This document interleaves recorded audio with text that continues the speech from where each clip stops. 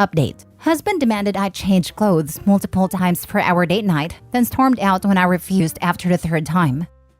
Original post. So my husband Mark, 37 male, and I, 34 female, have been having a rough few years.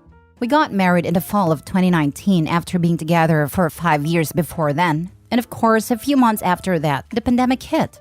I had the misfortune of getting a pretty bad case of COVID near the beginning of the pandemic and was hospitalized for 2 weeks, which turned into long COVID. I wasn't completely disabled, but dealt with a lot of the typical symptoms. Extreme fatigue, brain fog, reduced immune system, generally resulting in several bad infections, etc.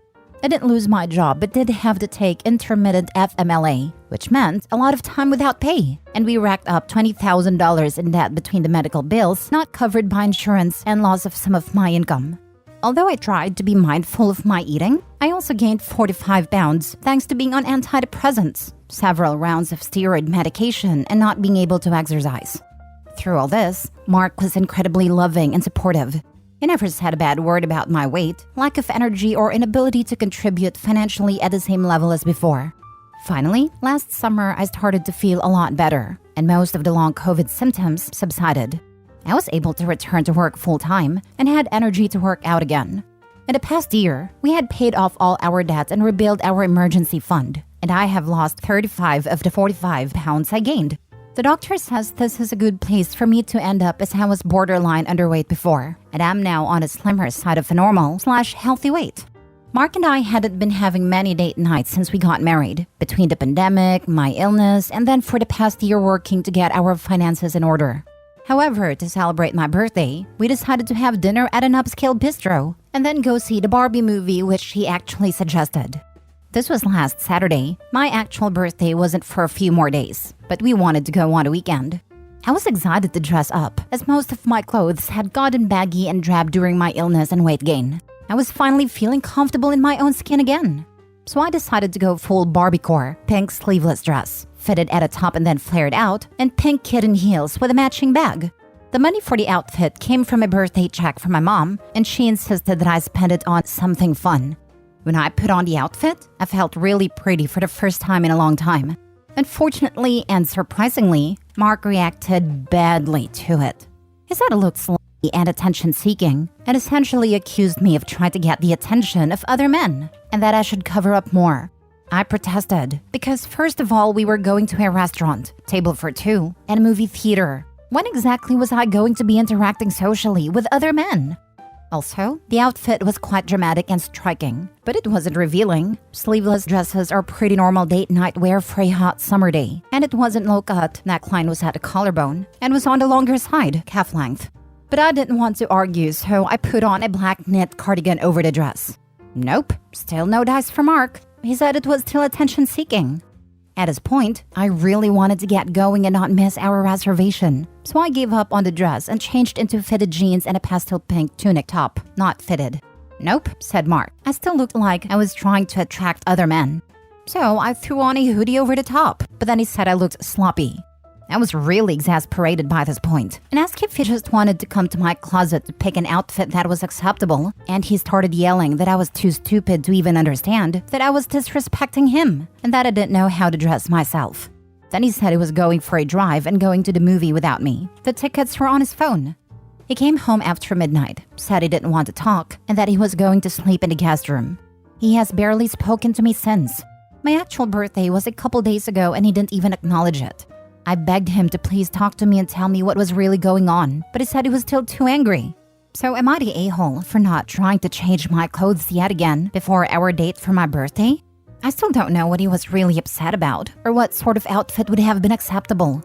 And no, he never once tried to make rules about what I could wear or commented at all on my clothes, except to tell me that I looked nice or that he liked certain colors on me.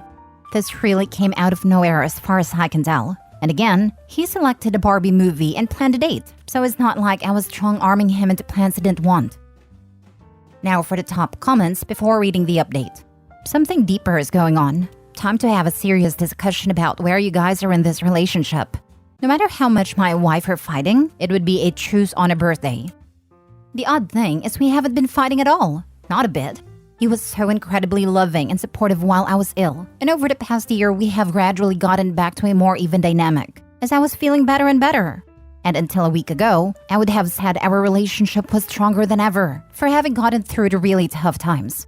Snapping at me over clothes and then digging in and blowing up both my birthday dinner and my actual birthday definitely came out of nowhere. He was incredibly loving when you were feeling sick, overweight, unattractive, and basically housebound. He had locked you away in his goodie box, away from other boys that might want to oogle his favorite toy. Now you're gorgeous, confident, feeling good in your body and about yourself.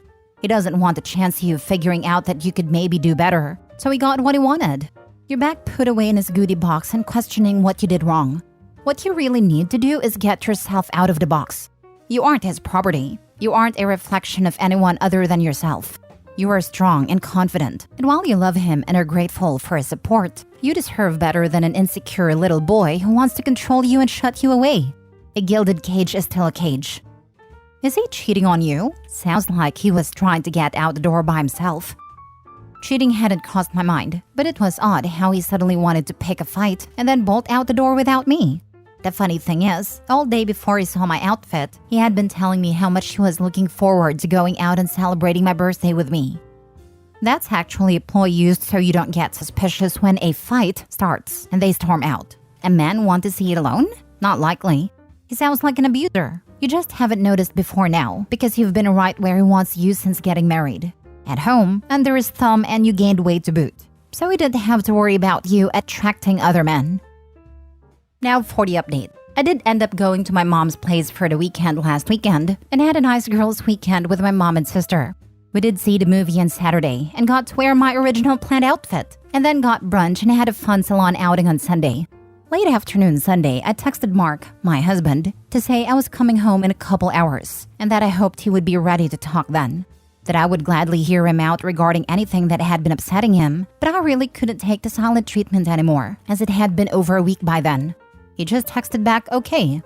We did talk after I got home, and boy, it was a doozy.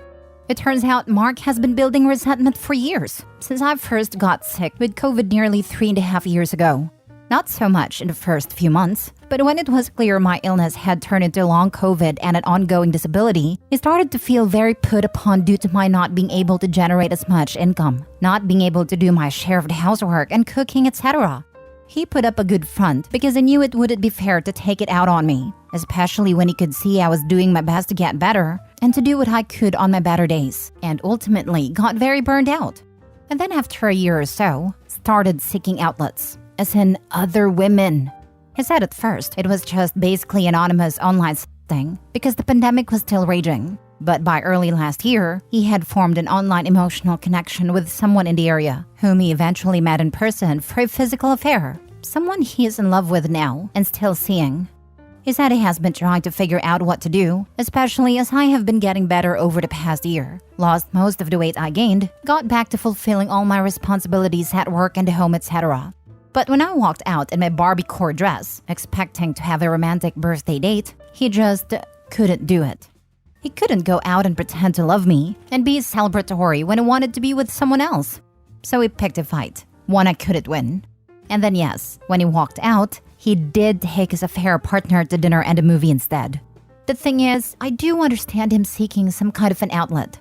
I was sick for years. And between physical ailments and brain fog, I wasn't able to participate consistently in a marriage on any level, not as an equal partner. We'd only been married a few months when I got sick. So it's not even like we had a lot of shared history to fall back on. I'm sure I must have felt exhausted, stressed, and lonely, especially as it wasn't certain I would be able to recover at all. I asked if he would consider marriage counseling and recommitting to our marriage, but he said sadly that his heart had moved on. He did say he was so sorry, that he never meant to fall in love with someone else and was just trying to be less lonely. And that I didn't deserve this, that I especially didn't deserve the way he treated me a couple weeks ago. So I guess divorce it is. I don't expect it will be very dramatic. We've been talking a lot over the past week. No more silent treatment, to figure out how to divide stuff, and to try to make things cordial. In the end, I don't even think he's an a-hole. Maybe for the way he acted surrounding my birthday, but overall, I think he is just a human being who eventually broke down from stress and loneliness. I do wish him well, and I'm also grateful that at least I am healthy again for whatever life has next in store for me. He's an a-hole, sweetie. He lied to you for like 3 years. You dodged a bullet. Praise Barbie that she removed this man from your life. Yeah, I do hate the lying aspect of it. He says he didn't want to cause me more stress because that could negatively impact my recovery.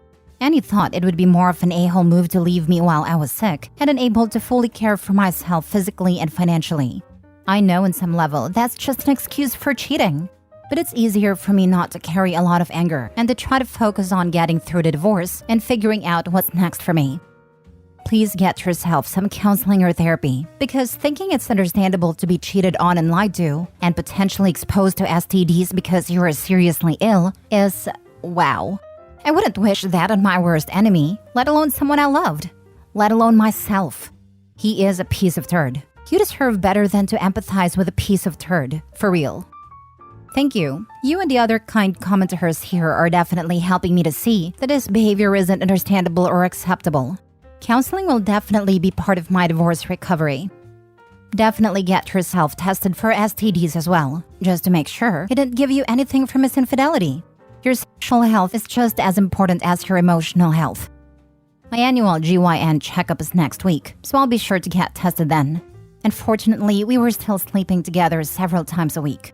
Guess he was faking his attraction, or maybe I was just there. Hopefully nothing has gotten transmitted. Please do not let this guy convince you he is not the bad guy here. In sickness and in health are part of the vows for a reason. If the situation was reversed, I've no doubt he would have expected twice as much support out of you. You don't cheat. He is 100% the a-hole across the board and has been for many years. Please do not take the blame for this. I wish you peace and healing as you move forward. Thank you. He told me that I couldn't be certain as to what I would have done if the situation had been reversed. I really don't think I would have cheated though. I might have leaned on friends and family, tried to get some help if I felt overwhelmed with caretaking, got therapy, etc. But I can't imagine cheating. Especially not physically, not making deliberate plans to meet someone in person after meeting online. Anyway, he wasn't meant to be my person for life. Clearly a fair weather partner, and not someone who would truly honor all the vows. Last story. Am I the a-hole for not wanting to take back my husband who left me during a manic episode? Over 2 months ago, my husband told me that he doesn't need me anymore and left me. He claimed he only dated me and married me because he was lonely, had low self-confidence, and didn't really have friends. But now that he has a good social circle and high self-confidence, he doesn't need me anymore, and I'm only pulling him back. I was absolutely heartbroken and went through a really hard time. I'm still not okay, but I'm doing a bit better now, and I'm trying to focus on self-improvement. I made a plan to run a marathon next year and to move to a better country, which my husband was always against, and those two things are what holding me together basically. However, after not talking to me at all for 2 months, my husband suddenly wants me back. He says that he went through a manic episode and that's why he behaved like that. He is seeing a psychiatrist now and claims that he loves me and I'm his everything. I don't know enough about manic episodes to be able to tell if he is telling the truth or just realized life is not better without me, but I don't care. This past 2 months were incredibly hard on me, and I just can't do this. Most of my friends agree with me, but 2 of them told me that we were perfect together. And if he had a manic episode, that means he was not in control of his actions. That I should not throw away our future because of his mental health issues. Am I the a-hole for not wanting to take him back? Now for the comments. It doesn't matter what he wants anymore. All bets are off. Focus on what you want. Your 2 friends that said you were perfect together, were they there with you every day you cried? Were they the ones that felt the heartbreak and betrayal? They can buzz right off. Those 2 friends always held our relationship as the gold standard. They had a few bad relationships, had been cheated on, but said that they are not giving up because they see how great my relationship with my husband is, how well he treats me, and they want that for themselves too. When my husband left me, it kind of took away their hope too, I think. It's like they were a bit heartbroken too. I guess with this explanation, they got their hope back. But I'm too scared to even hope. I can't go through this again. Info. Is he on a proper treatment plan for his manic episodes? Is he happy for you to meet his doctors, therapists, etc. so that they can talk you through his diagnosis and what it means for you? Would he consider taking it very slowly and starting your relationship over rather than hopping straight back into marriage? And even if all of the above are true, have you moved on past the point of no return? While he may have been genuinely out of his mind when he left you, it doesn't mean you have to take him back. It's entirely possible that time apart had led you to reassess what you want from life, and it's valid. If you don't want to get back with him for any reason, that's sad, but it doesn't make you a bad person. Yeah, OP's not the a-hole either way. If she still wants him back and is willing to work with his illness, that's okay. Won't be easy, but could work. If she wants to move on, that's also totally okay. If she found out in another way that he was sick and decided to leave him, then she would be the a-hole. But after getting hurt like that, can't really blame her. I suffer from mental illness. I always say that mental illness can explain our actions, but it doesn't excuse it. You were horribly hurt by his abandonment. If you got back together, you would live in fear that he would have another manic break, and it may be too much to handle living with that. And sickness and health doesn't mean someone gets to walk all over you with no consequences. Do what's best for you. Mental illness can explain our actions, but it doesn't excuse it. Perfect. I'm bipolar, and I've lost really strong friendships because of manic episodes that spiraled out of control. That's part of living with mental illness. Whether or not I was in control, it doesn't matter.